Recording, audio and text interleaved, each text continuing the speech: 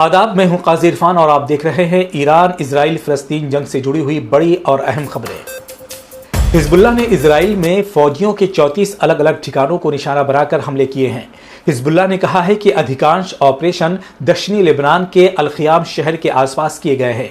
Hezbollah ने गैलिलोड base को भी निशाना बनाया है, जो कब्जे वाले क्षेत्र में लगभग 110 किलोमीटर अंदर और तेल अवीव के पास स्थित है। गाजा पर इजरायली हमलों में आई तेजी को देखकर हिजबुल्लाह ने भी हमले तेज कर दिए हैं।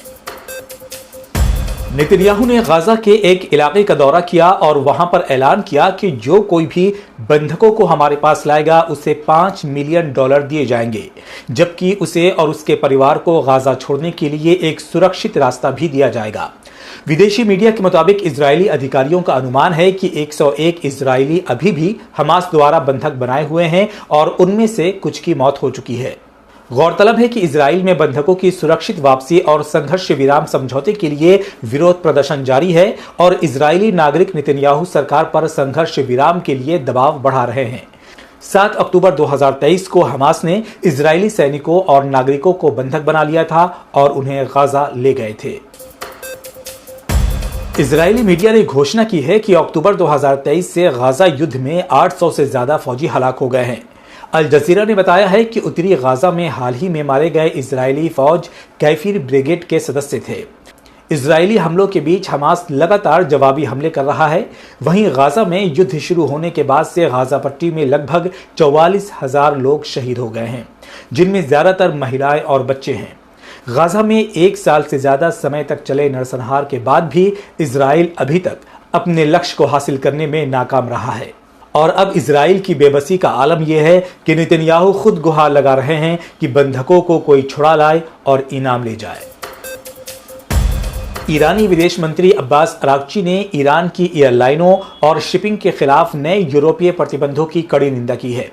अब्बास अरागची ने अपने फ्रांसीसी समकक्ष जीन नोएल बैरोट के साथ फोन पर बातचीत में प्रतिबंधों की निंदा की। फ्रांस के विदेश मंत्री ईरान के विदेश मंत्री अरागची से परमाणु और क्षेत्रीय हालात पर बात कर रहे थे। इस वार्ता में अरागची ने अंतर्राष्ट्रीय परमाणु ऊर्जा एजेंसी के बोर्ड ऑफ गवर्नर्स की बैठक में ईरानी विरोध प्रस्ताव पेश करने के 3 देशों जर्मनी, फ्रांस और यूके के फैसले की भी निंदा की।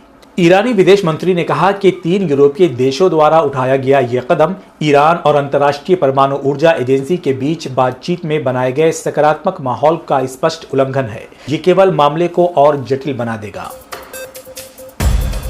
इजरायली हमले में फिलिस्तीन में अल शाम टीम के गोलकीपर रामजी अल सफादी शहीद हो गए हैं। हवाई हमले में उनके भाई की भी मौत हो गई है। 36 वर्षीय यह खिलाड़ी इजराइल द्वारा मारे जाने वाले 539वें फिलिस्तीनी एथलीट हैं।